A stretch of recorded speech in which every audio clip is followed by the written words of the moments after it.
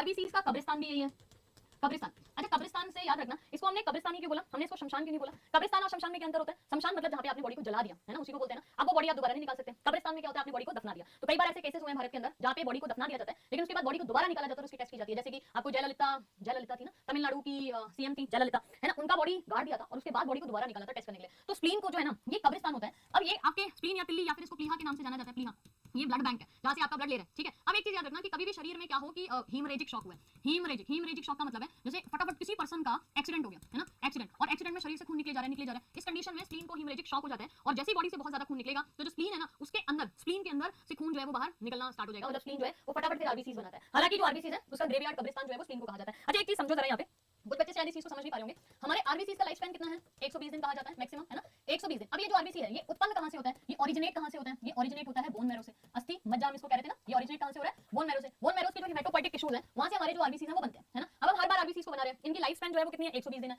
120 दिन बाद आरबीसी का क्या होता है? ये लिवर में जाता है। जैसे इसका टाइम पूरा हो गया, 120 दिन पूरे हो गए, ये पहले ग्रेवयार्ड में नहीं जाएगा, स्प्लीन में नहीं जाएगा। पहले ध्यान से सुनना, बहुत ही ज्यादा इंपॉर्टेंट कॉन्सेप्ट, शायद ये कॉन्सेप्ट आज आप पहली बार मुझसे सुनोगे, कई बच्चे ये आपको जनरली वही नहीं बता रहा होता। 120 दिन बाद जो आरबीसी है वो कहां जाते हैं? वो जाते हैं लिवर में, हमारे यकृत के अंदर। यकृत के अंदर ये जो आरबीसी होते हैं ये टूटता है मतलब खुलता है। इसका टूटने का मतलब ब्रेक डाउन ऐसे करना, इसको समझना कि जैसे आरबीसी है तो ये क्या करेगा, ये ऐसे खुल जाएगा। खुल के क्या होगा कि इसके जो हीमोग्लोबिन है वो बाहर निकल आएंगे। अब इस एक आरबीसी के अंदर 280 मिलियन हीमोग्लोबिन भी तो है, तो अगर आरबीसी मर रहे हैं, कोई आदमी मर रहा है तो उसकी जेवरात तो उतारो, कम से कम सोना चांदी जो काम की चीज है उसको तो निकालो ना, ऐसे समझो यहाँ पे। अब ये लिवर क्या करता है, जितने भी 120 दिन जिन आरबीसी के पूरे हो जाते हैं वो सीधा जाते हैं लिवर के पास, ठीक है। लिवर के पास जब जाएंगे तो लिवर के पास ही खुलेंगे और इनका हीमोग्लोबिन जो है वो बाहर निकल आएगा।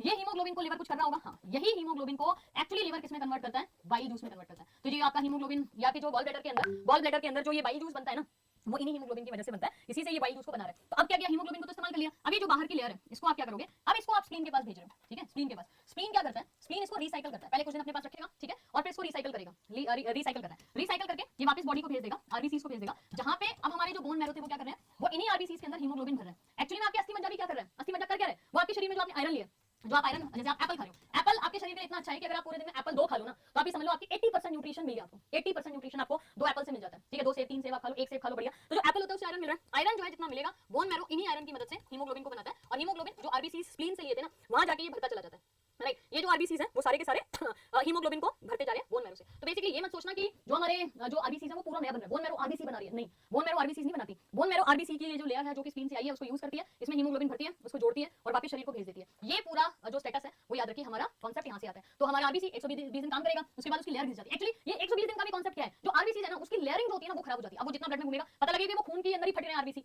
अगर 120 दिन से ज्यादा काम करेंगे तो क्या होगा कि जो खून है ना उसके अंदर आरबीसी फट रहा है और हीमोग्लोबिन खून में जो है वो फ्लो कर रहा है। इससे खून का ब्लड प्रेशर, मतलब ब्लड का जो ब्लड प्रेशर है वो बढ़िया घट जाएगा, जिससे प्रॉब्लम होगी। इसीलिए क्या होगा, 120 दिन तक जाके ये लिवर में जाएंगे, लिवर इनके हीमोग्लोबिन को निकालेगा और इसको इस्तेमाल करेगा, ठीक है। लिवर जो हीमोग्लोबिन है इसको निकालेगा और हीमोग्लोबिन को यहाँ पे इस्तेमाल करेगा, ठीक है। जो हीमोग्लोबिन यहाँ पे आया है उसको बाइल जूस में कन्वर्ट करेगा, जो आरबीसी है वो स्प्लीन में जाएगा, स्प्लीन से रिसाइकल होगा, बॉडी में जाएगा बोन मैरो के पास, बोन मैरो आयरन से हीमोग्लोबिन बनाएंगे और इन आरबीसी के अंदर भरते जाएंगे और वापस भेजते जाएंगे। यही हमारा सीक्वेंस है जो हमारे बॉडी के अंदर चलता रहता है। हाँ, लेयर जो होती है वो रप्चर होने लगती है। देखो कितना मुश्किल काम है और कितना इजीली हमारी बॉडी में हो रहा है। 1.5 लाख तो आरबीसी आपके यूं ही नष्ट हो जाते हैं, मतलब 6 कहते हैं कि शायद 1.5 या आवर या 2 आवर में 1.5 लाख नष्ट हो जाते हैं। इस क्वेश्चन का आंसर स्क्रीन अब आप नहीं भूलोगे ना। स्टोरेज और कब्रिस्तान, लाइफ स्पैन ऑफ आरबीसी कितना होता है, 120 दिन लिखना है।